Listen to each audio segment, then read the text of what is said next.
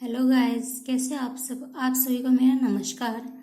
आज मैं आपको लोकल गवर्नेंस यानी कि स्थानीय स्वशासन का सेकंड पार्ट नगर पालिका के बारे में बताऊंगी कि क्या होते हैं और ये कहाँ से आए, इनका महत्व क्या है।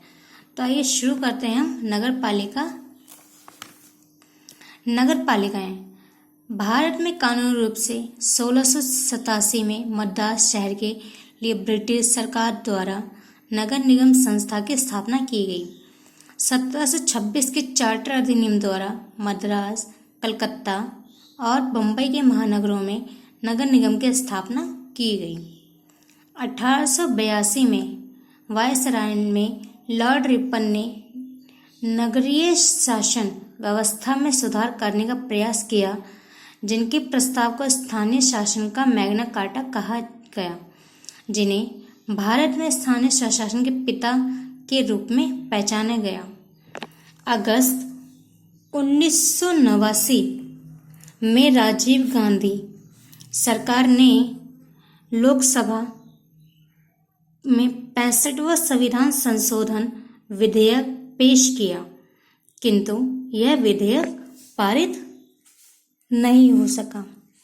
सितंबर 1992 में पीवी नरसिंह राव सरकार ने विधेयक लोकसभा में पेश किया, जो 20 अप्रैल 1993 को राष्ट्रपति द्वारा स्वीकृत कर लिया गया। जून 1993 में 74वां संविधान संशोधन विधेयक का भाग 9 के क भाग में तथा 12वीं अनुसूची के साथ जोड़कर प्रावधान किया गया। 74वां संविधान संशोधन द्वारा नगरीय क्षेत्र में स्थानीय स्वायत्त शासन की इकाइयों का संवैधानिक आधार प्रदान किया गया, जो पूरे देश में विद्यमान है। इसमें दो निकाय हैं।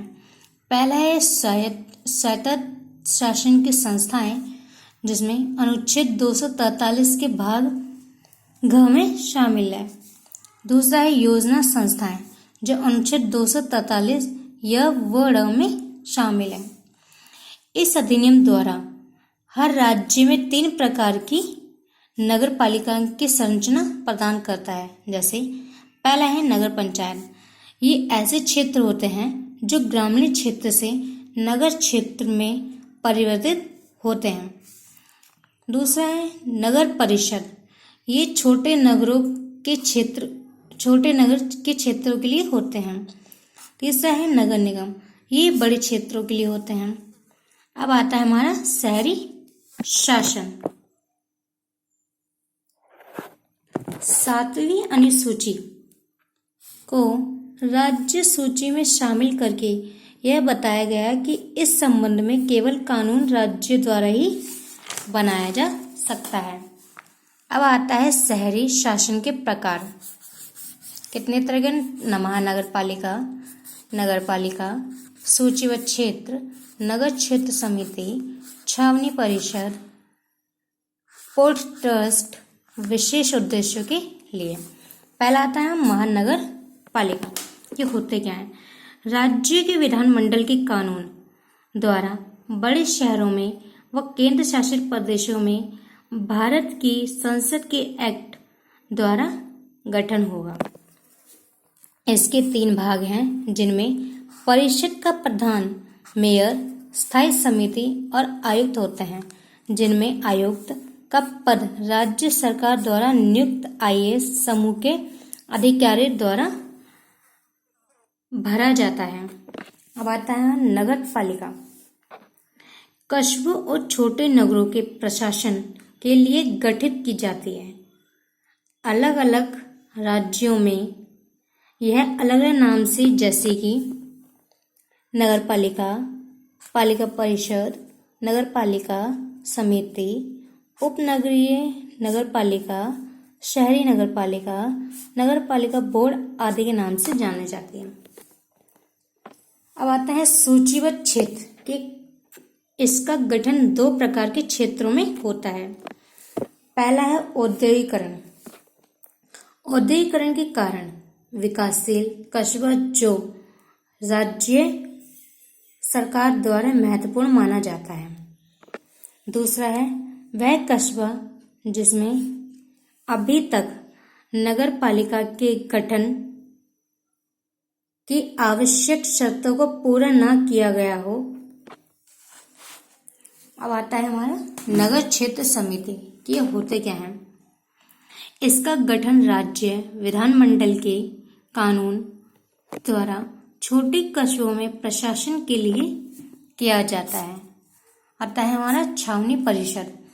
इसे 1924 के छावनी एक्ट के प्रावधानों के अंतर्गत गठित किया जाता है, जो केंद्र सरकार द्वारा बनाया एक कानून है। वह जो केंद्रीय सरकार के रक्षा मंत्रालय के अधीन कार्य करता है। छावनी परिषद के कार्यकारी अधिकारी की नियुक्ति भारत के राष्ट्रपति द्वारा की जाती है। अब आता है हमारा पोर्ट ट्रस्ट। ये क्या होते क्या है। इसकी स्थापना के 2 उद्देश्य हैं। पहला है बंदरगाहों को सुरक्षित व्यवस्था, नागरिक सुविधाएं प्रदान करना।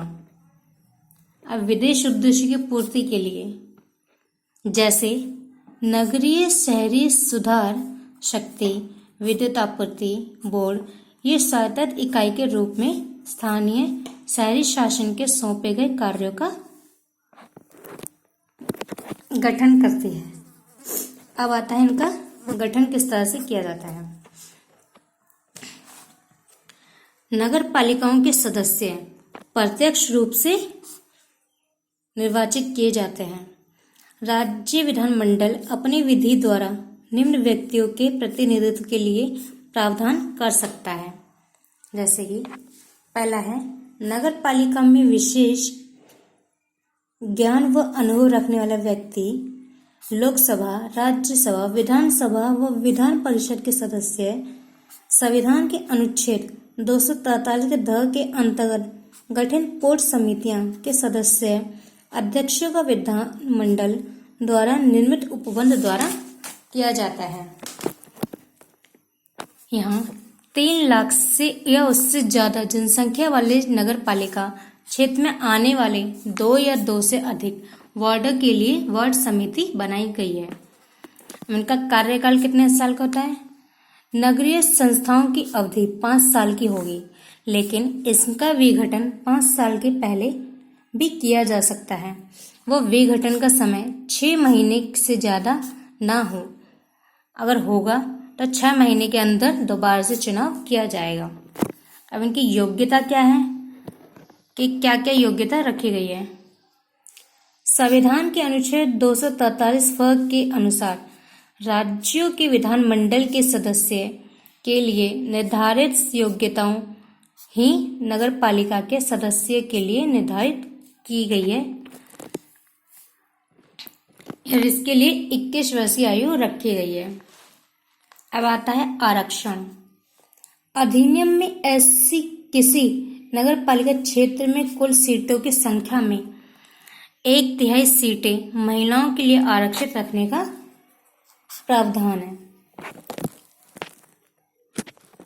नगर पालिका के सभी चुनावों का आयोजन तथा मतदान सूचियों की तैयारी की कार्य की निगरानी करता है तथा नियंत्रण रखने का अधिकार राज्य को ही है।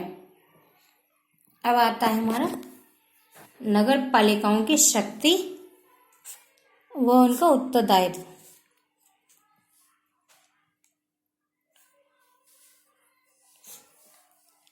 इनकी अतिरिक्त 12वीं अनुसूची में सूचीबद्ध 18 विषय हैं के संबंध में कानून बनाकर कार्य करता है। कौन? राज्य विधानमंडल। राज्य विधानमंडल ही कानून बनाता है नगर पालिकाओं के लिए। संविधान के अनुच्छेद 243 में के भाग म में नगर पालिकाओं के लिए आयोग का गठन का उपबंध होगा, जिनका गठन 5 साल के अंतर्गत या अंतराल पर होगा। वित्त आयोग नगर पालिका की वित्तीय स्थिति में उनकी समीक्षा करेगा तथा राज्यपाल की सिफारिश से करेगा। राज्य द्वारा प्रशासन प्रभावित कर शुल्क पथकर से प्राप्त राशि को राज्य और नगर पालिकाओं के बीच में विभाजित करेगा। राज्य की संचित निधि से नगर पालिकाओं की सहायता होगी। राज्यपाल द्वारा वित्त आयोग को अन्य कोई विषय भी हो सकते हैं। राज्य विधानमंडल ही इनके लेखा खातों के रखरखाव लेखा परीक्षा का प्रावधान ही करता है। इस अधिनियम के अंतर्गत जम्मू और कश्मीर, नागालैंड, मेघालय, मिजोरम राज्य के कुछ क्षेत्र में लागू नहीं होते। ऐसे क्षेत्रों में कौन कौन से क्षेत्रों में?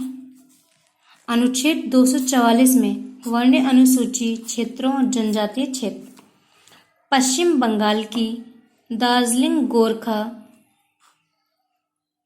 हिल काउंसिल का कार्य क्षेत्र आता है महानगर योजना।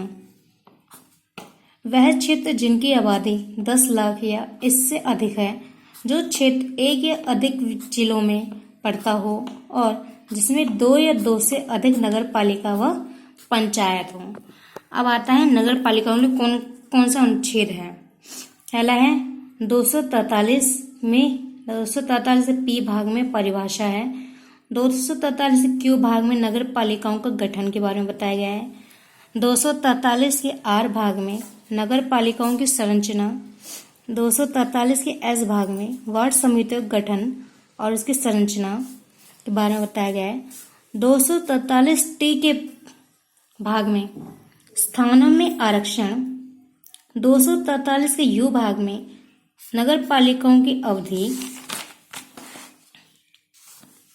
243 के वी भाग में सदस्यता के लिए अहर्ताएं, 243 के डब्ल्यू भाग में नगर पालिका की शक्तियां, प्राधिकार व उत्तरदायित्व, 243 के एक्स भाग में नगर पालिकाओं द्वारा आरोपित करने की शक्तियां, 243 के वाई भाग में वित्त आयोग, 243 जेड भाग में नगर पालिकाओं की लेखा की संप्रेक्षा, 243 जेड ए के भाग में नगर पालिकाओं के लिए निर्वाचन, 243 के जेड बी में संघ राज्य क्षेत्रों में लागू होना, 243 जेड सी में कुछ सुनिश्चित करने के क्षेत्रों में लागू न होने वाले भाग, 243 के जेड एफ में मौजूदा कानूनों व पंचायत की निरंतरता, 243 जेड